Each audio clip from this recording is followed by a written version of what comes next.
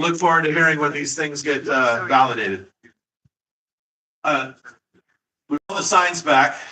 I want to finish on a couple more thoughts here, and then we'll wait for them to give us the official count. As I was saying, we've seen the crime jump up, increasing in an insane amount. We've seen car theft go through the roof because what people discovered is that if you steal a car, that's your free getaway. This morning we were down at Dunn Lumber at Shoreline. We're not down, we're up in Shoreline. And we talked to Mike Dunn. I spoke with him because he had one of his shops was broken into. A van pulled in, backed into his shop through the front door. The thieves got out. They stole $10,000 worth of equipment, got back in the car, pulled out, and as they were pulling out, they clipped a police car and sped off. And the police were not allowed to pursue them. And I was asking if we could use that. We did a press conference there, and I asked him if we could use his space. And he said, Brian, this has become a weekly occurrence that someone's breaking a window, breaking in, stealing. And he had almost resigned himself to this as the new normal. And it just kills me. This should not be the new normal. We don't have to accept that. 410,000 Washingtonians so far have signed to say we don't want that to be the new normal. Yay! There's another thing that I want to mention, and that is this is not about high-speed pursuit. It's not that we want to have a Dukes of Hazzard race on the freeway. That's not what this is about. First, it's about restoring local jurisdiction. What Olympia did is they said, all of you out there in your cities, you're too dumb to make the decision yourselves. South Seattle, when there's a crime in South Seattle, you don't get to choose whether the pursuit happens or not. But at South Seattle, when the buses are taking kids home, that might be a terrible time to have a police pursuit, and the police should be able to make that decision. But OMAC at 2 a.m, perhaps that's quite fine, right, to have the police pursue someone.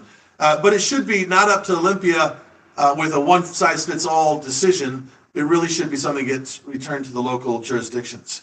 That's a point. But then I'll tell you, there's a more tragic point. We've got Amber Goldade, if you want to go ahead and come up here. They did this because they said we want to save lives. I think that was if you give the most credit to what their intentions were, that there were good intentions, it was to save lives. We don't want someone hurt in a police pursuit. But there's real consequences because of this law that have resulted in the loss of life, very tragically. And I'm going to let Amber sort of tell her story. I appreciate you coming here and sharing this with people, because I think what you're doing is going to help save more lives. So go ahead. Thank you. Thank you so much. My name is Amber Goldade, and I am here I'm just happy to be here to see all the support for this, because this issue is an issue that's very near and dear to my heart. My 12-year-old daughter, Immaculate, was killed as she was walking home back in January of 2022. The man who was driving the truck that killed her, it was a stolen vehicle. And as Immaculate and her best friend, they were walking home. They were close. They were just a couple houses away from us, from home. They were holding hands, and they were hit. And the man just kept driving. He was high in a stolen vehicle. But why I'm so supportive of this is because 2 weeks prior to her death, the same man, he robbed a lawn company and for thousands of dollars. He cleared them out.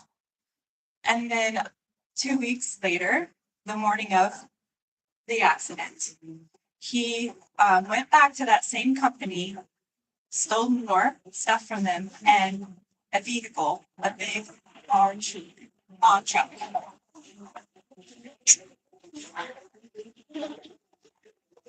That he ultimately hit my daughter with.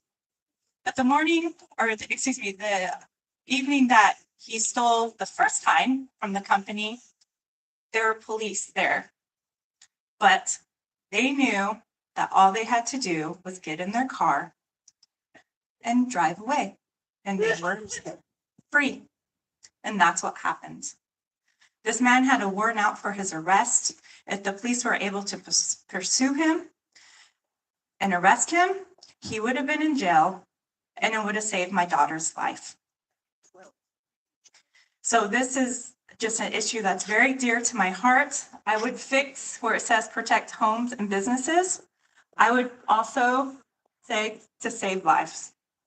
Because Immaculate is just not the only one who has been killed by this law, the no pursuit law. There's been, unfortunately, many others. And we have to stop this.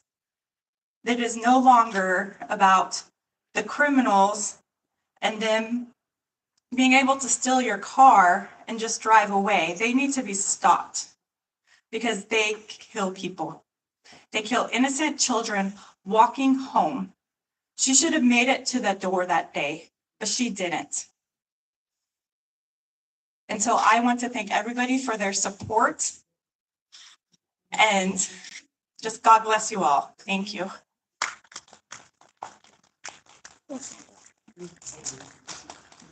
All right, we're gonna wait now for did they give us the number? Did they give the sheet already? We have a receipt, right?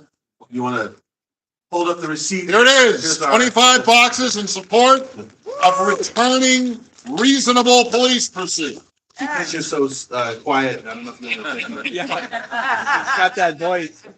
Well, thanks, Brian. This is physical proof of the good that people are doing all around Washington State to fix what's broken.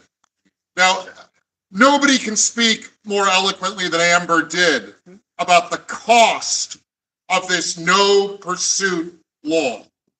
It's a bad law. It's a bad public policy, and we need to restore law enforcement's ability to chase criminals and criminal suspects. The legislature has tried, as Brian mentioned before, to kind of nibble around the edges of fixing the bad current law.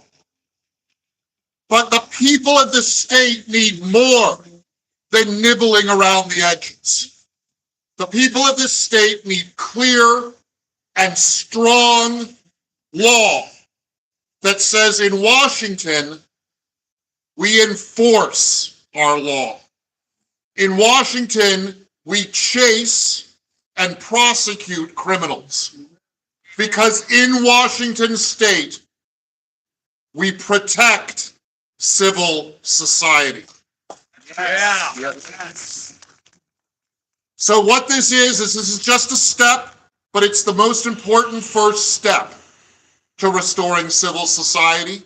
Some people will say it's a pro-cop initiative. Well, maybe it is, but it's really a pro-people initiative.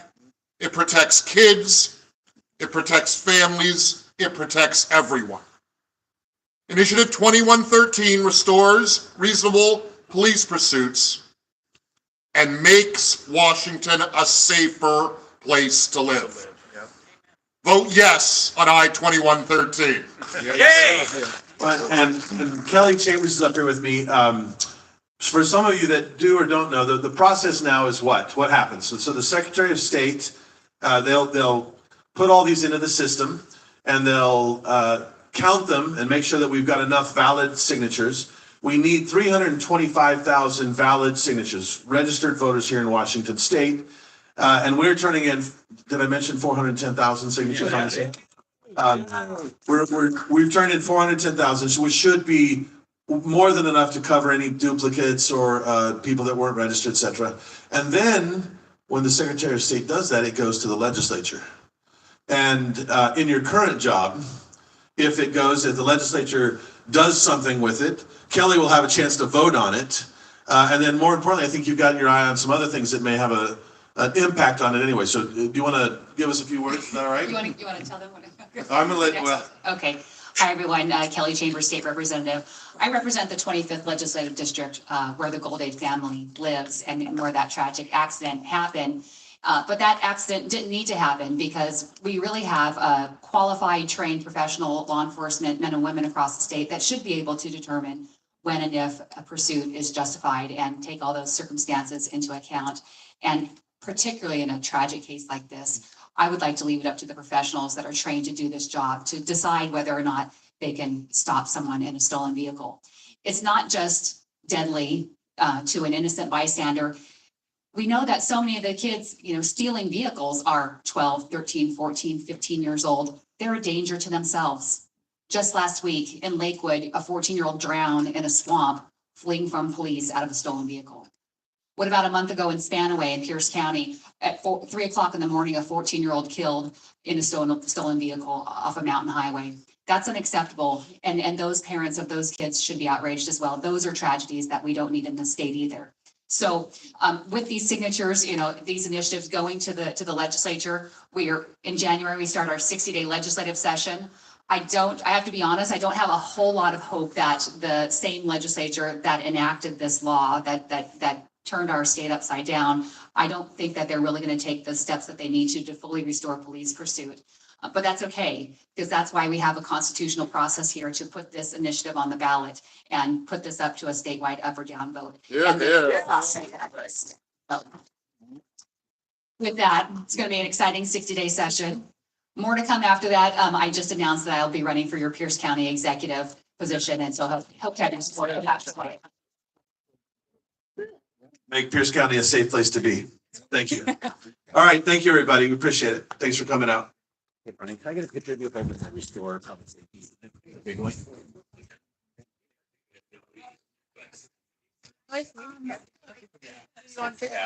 And